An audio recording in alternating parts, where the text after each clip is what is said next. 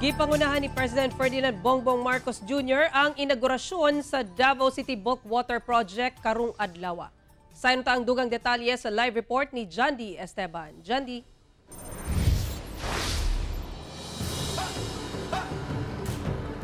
Sara, gawas kang Pangulo, present sab ang mga dagkong opisyales sa nasudnong panggamhanan. Apan, si Davao City Mayor Sebastian Baste Duterte wala nagpakita sa maong aktibidad. Luyo sa giluwatang pahayag batok kaniya ni kanhi Pangulo Rodrigo Duterte o ganak ni ining si Davao City Mayor Sebastian Duterte. Mitambong si President Ferdinand Marcos Jr. sa Davao City alang sa pipila ka event sa gobyerno sa syudad. Una niyang gitambungan ang inaugurasyon sa Davao City Bulk Water Supply Project sa Barangay Gumalang, Davao City. Apan, gikatingad-an ang wala pagtambong sa inaugurasyon ni Davao City Mayor Baste Duterte o ang ubang local officials. Sumala sa Corporate Communication Officer sa Davao City Bulk Water Supply Project nga naistorya sa GMA Regional TV, giimbitahan man daw ang LGU officials. Pero una na kining nagpahibalo nga di sila makaadto. Gisulayan sab namo pagkuha ang pahayag sa naisgutang mga LGU officials apan wala pamihatag o pahayag.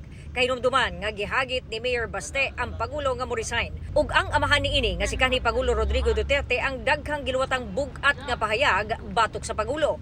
Samtang kuyog sa Pangulo sila Special Assistant to the President Secretary Antonio Lagdameo, DILG Secretary Benjamin Abalos Jr., Defense Secretary Gibo Chudoro, DENR Secretary Maritoni Loizaga, DSWD Secretary Rex Gatchalian ug AFP Chief of Staff General Romeo Browner Jr. Gituyok o gitan-aw usab sa Pangulo ang water treatment facility.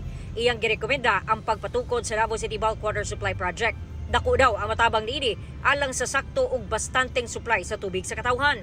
The quality of life between having clean water available in sufficient amount at a price that can be afforded.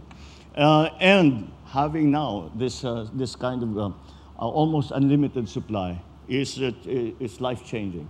And for that, we can only thank you all for the work that you have done. Kapin 300 million liters sa tubig ang maproseso sa proyekto kada adlaw. Nagsugod ang operasyon ini niadtong Disyembre sa nakalabay tuig. Nagasupply og tubig sa water supply system sa Davao City Water District sa Kalinan, Tugbok, Riverside, Dumoy, Kabantian ug Panakan. Gisugdan ang pagpatukod sa water treatment facility niadtong Davao City Mayor pa ug karon nga Vice President Inday Sara Duterte.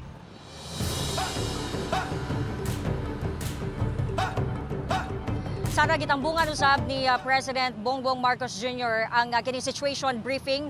Nakigpulong siya sa mga governors sa mga apektadong probinsya tungod sa landslide ug pagbaha ug iyahang gipa-prioritize ang pagpaayo o paspas nga pag-ayo sa mga naguba nga mga infrastruktura aron nga mahatod sa hinanali ang mga relief goods sa mga apektadong residente.